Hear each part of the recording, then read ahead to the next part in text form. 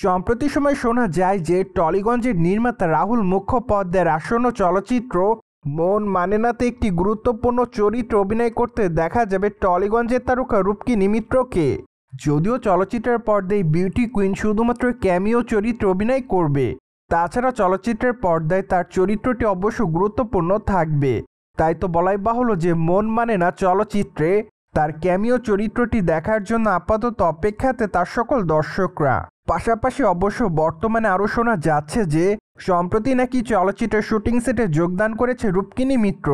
তাছাড়া সেখানে অবশ্য এই তারকা কয়েকটা দিন শুটিংয়ের কাজ করবেন।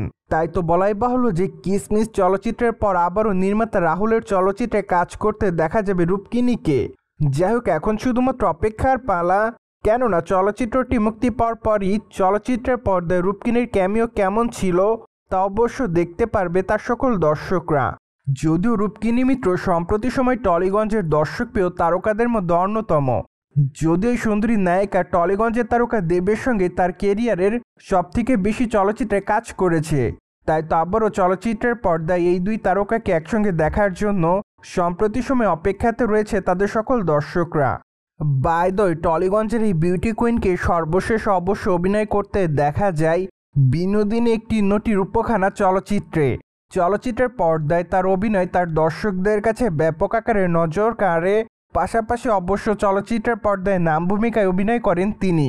তাই তো বলাই বাহুল্য যে এবার চলচ্চিত্রের পর্দায় সম্পূর্ণ ব্যতিক্রম চরিত্রে অভিনয় করতে দেখা গিয়েছিল তাকে। আর এজন্যই বলাই বাহুল্য যে তিনি তার চরিত্রটির জন্য তার সকল দর্শকদের কাছ থেকে ব্যাপকভাবে প্রশংসা অর্জন করেন। অন দ্য আদার হ্যান্ড, আগামী দিনে অবশ্য রূপকিনী মিত্রের হাতে বেশ কয়েকটা চলচ্চিত্রের কাজ আছে। খুবই শীঘ্রই তিনি তার নতুন চলচ্চিত্রের আনুষ্ঠানিক ঘোষণা দিবেন।